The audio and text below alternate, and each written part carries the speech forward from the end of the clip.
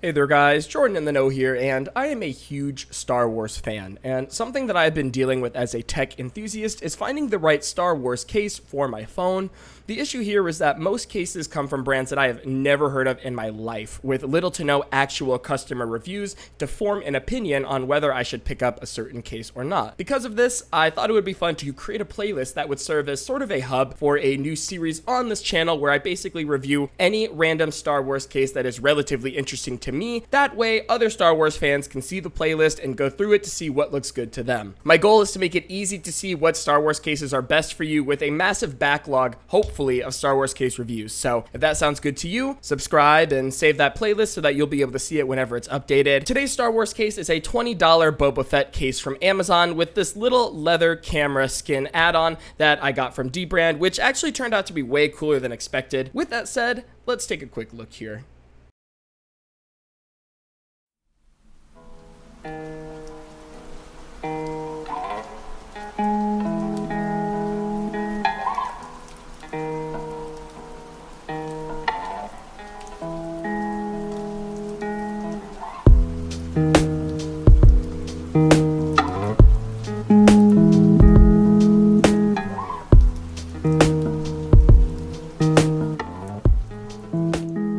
When it comes to cases, the most important thing that everyone needs to know is protection, and I agree, as in my opinion, there's almost no point in purchasing a case that doesn't actually protect your phone, and that was my first main concern with this case here, since it was so cheap. Taking a deeper look, this case comes in two separate parts. One layer is this black TPU rubber that covers the actual phone, where you'll probably get a bulk of your protection from, and the second layer is this greenish gray glossy hard plastic shell that sits on top of that rubber piece for additional protection. You've probably seen cases like this a million times in the past, and the reason why they're so common is because they're cheap to make, and protection-wise, you effectively get two layers of protection, specifically on those corners where it matters most. When it comes down to protecting your phone, I think this case will do just fine in terms of hard drops on concrete, especially with a glass screen protector. But there is a problem that I do have. You see, this plastic layer is pretty thin and fragile, which means one single drop, especially on concrete, will absolutely destroy this plastic shell. I've seen it a million times in the past. The way I see it, just one drop and this hard plastic shell will be ruined beyond the point of repair. As someone who has a ton of spare cases laying around, this isn't really a huge deal, but if you plan on this case being your only one for the long term, I think you should pick some higher quality options. Even at this point, after 2 weeks, this case is starting to look all scuffed up and scratched up. So if you plan on getting this case, plan ahead and get a backup. Towards the end of this video, I was going to get into the design, but for now, I wanted to take a minute to show you some of the practicality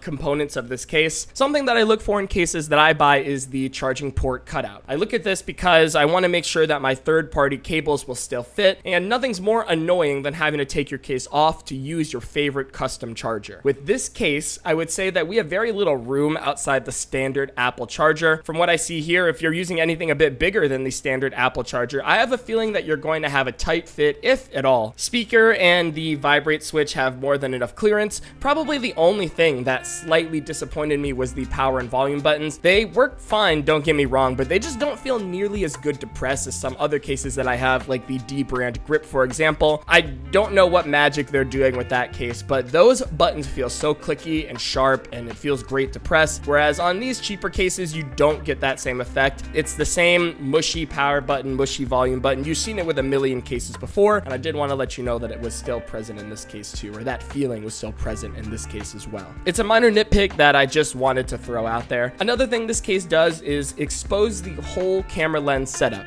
Some cases have pieces of rubber that cover that glass piece in between your camera lenses, which is my personal preference. I think that provides maximum protection. Something that I do like though, since this camera lens is all open, is this little halo effect we get from the glass peeking through the case. When the light hits it just right, mwah, chef's kiss, it just looks so good. Finally, I did a quick test with wireless charging, and as expected, there are no issues with connectivity here, so that's a plus.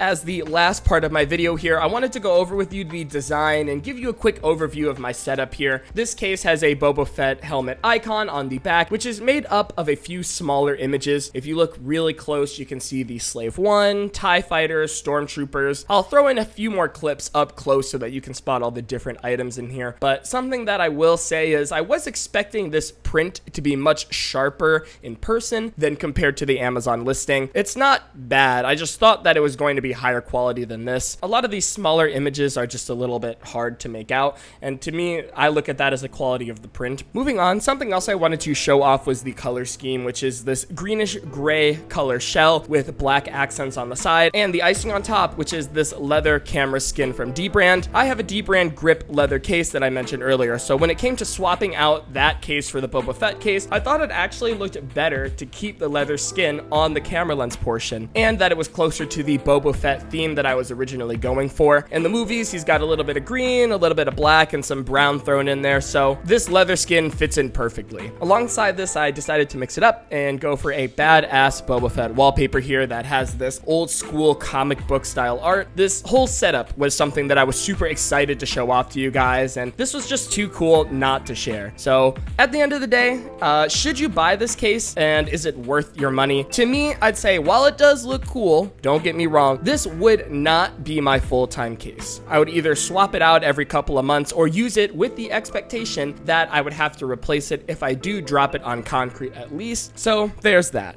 If you do want to check out this case, the link is in the description. But with that said, guys, I am getting out of here. This was a shorter video this week just because it's a lot of work putting together those longer phone reviews like the TCL 10L review I did last week. And I wanted to show you guys something just cool and laid back. If you made it this far in the video, I just want to say thank you so much for watching. I'm, not sure how many people do make it to this part of the video, but hey, it's nice to have you here. Thank you for watching, at least up until this point. Obviously, you're the homie, so.